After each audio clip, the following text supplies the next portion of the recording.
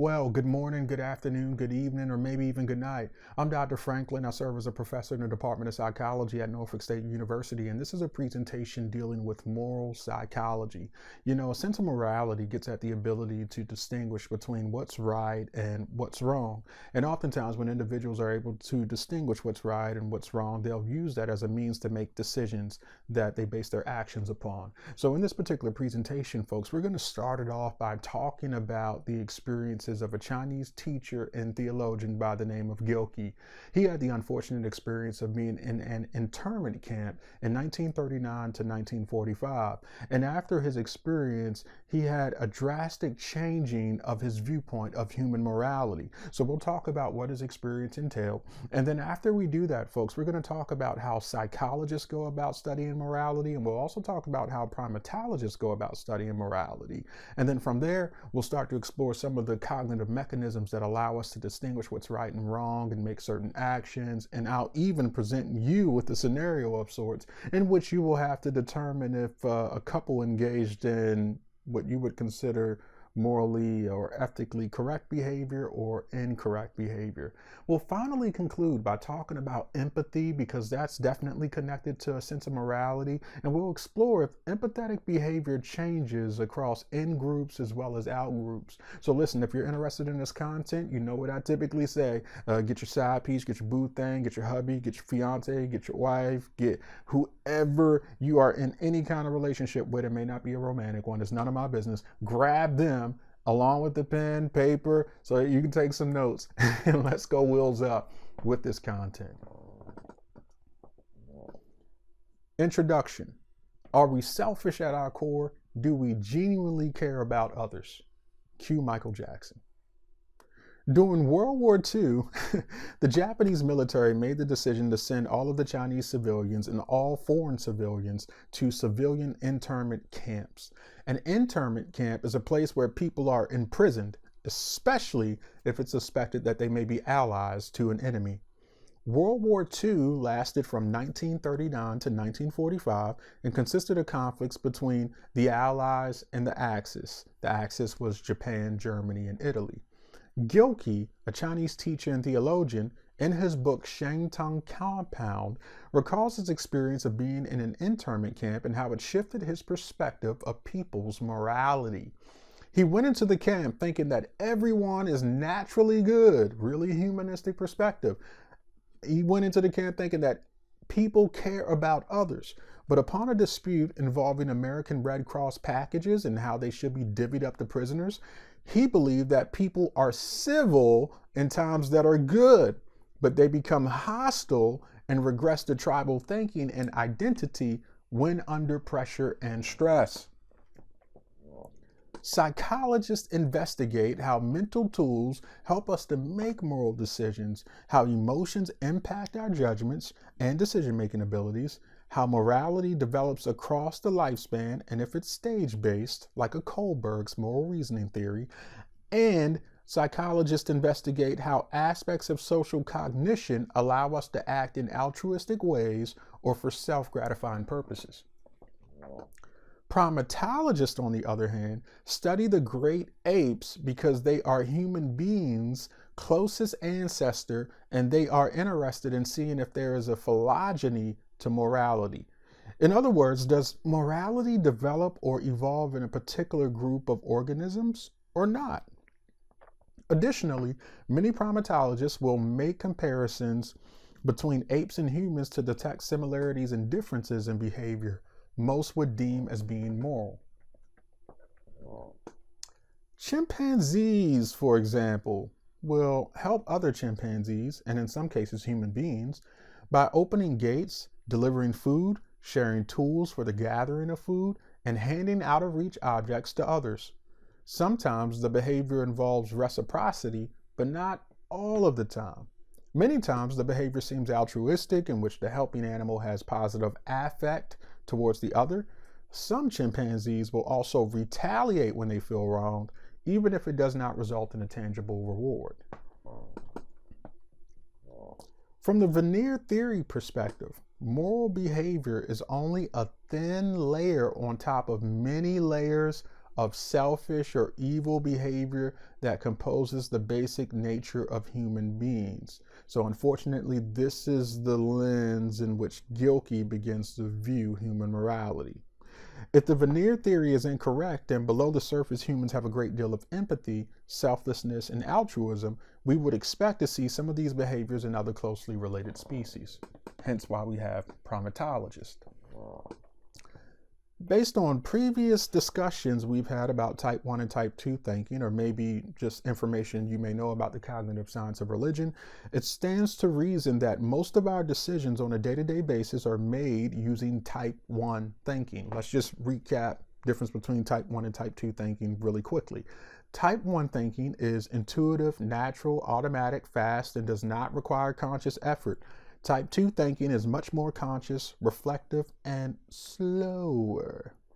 So when individuals use type 1 thinking, oftentimes emotions are playing a huge role as individuals are influenced by their previous experiences and bodily reactions and use those in addition to availability heuristics to quickly make a decision on moral issues.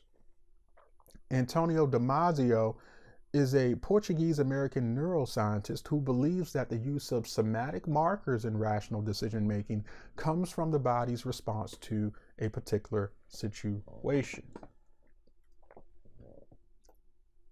Jonathan Haidt is a leading figure in the study of morality, and he is a big proponent of dual processing theory. He's a big proponent of this notion that moral intuitions come before reasoning. That's the dual processing theory. So as we've discussed, he believes that when we make our moral judgment, we go on a gut feeling about whether the situation is right or wrong, not necessarily a thought out reason at first. An example of a moral situation used by Haidt in his research is the story of Julie and Mark. Julie and Mark, right now in the presentation, take a look at them laid up in bed. Julie and Mark are brother and sister, traveling together through France on a summer vacation. Follow the story. One night, while staying alone in a cabin, they decide to make love. Julie is already taking birth control pills, but Mark uses a condom for extra protection against any pregnancy. They both enjoy the intercourse experience, but decide not to do it again and to keep what they did their own special secret. Keeping it a special secret makes them feel closer to each other. Now, the question Haidt asks his participants is the same question I'm going to ask you. Is Julie and Mark wrong for what they did? Was it okay for them to make love? Again, that's the question I posed to you. Was it wrong? Now, many people will say it was wrong because there was a danger of inbreeding, but in the story I mentioned that he wore a condom and she was on birth control pills. Many will mention that it could damage their relationship, but I mentioned that keeping it a secret and sharing the experience actually brought them closer. Almost everyone believes that sex between siblings is wrong, and Haidt would argue that individuals decided it was wrong based on an intuition initially, a feeling, not because of any well thought out reasons. In other words, your thoughts about genetics and offspring, that came after your gut feeling of, no, this is wrong, this should not be happening. He would say that moral intuitions are primary and that the reasons are secondary. What do you think? Empathy is extremely important for parental care, forming groups, theory of the mind, and it can be applied to interactions with non-kin, kin, and even members of other species. In animals, empathetic behavior has been observed among rats, birds, chimpanzees, bonobos, monkeys, and other species. This empathetic behavior has been observed with members of the same species or conspecifics. Sometimes the empathetic behavior may involve mutual self-defense or even targeted helping of another in the absence of any personal benefit. behavior that seems to be truly altruistic. Sometimes the empathetic behavior observed may involve an animal putting themselves in harm's way in an effort to help a conspecific escape a dangerous situation. In some instances, non-human primates help humans in need, as is the case with Bintu Jua, a gorilla at the Brookfield Zoo near Chicago who carried an unconscious boy to zookeepers in 1996. Aww. Now, there are a variety of brain areas associated with our experience of empathy. For example, Bernhardt and Singer report that insula, part of the lateral sulcus that separates the frontal, parietal, and temporal lobes from each other, sections of the cingulate cortex, and a variety of other areas plays roles in experience of empathy. Singer and colleagues investigated how the individual's brains responded when they suffered painful electrical shocks to their own hands and how their brains responded to their romantic partners receiving these electrical shocks. They concluded that there is at least a partial overlap between the insula and cingulate cortex. These areas of the brain become active when receiving experiences firsthand and when they are being experienced by others that we care a great deal for. The me versus us problem is addressed by the previously discussed research in primates and human beings. It appears that we are able to empathize with others and that we are not completely selfish individuals as the veneer theory may suggest. Based on the neuropsychological research conducted, it seems that this way of empathizing is a part of our deepest biological inheritance. We cooperate with our in-groups, and this empathy facilitates cooperation and cohesion by providing the necessary moral intuitions that help us to identify with those like us. To conclude, the larger problem we have is the us versus them problem, since our intuition leads us to form groups with those who are like us in important ways and to trust those that are members of our groups.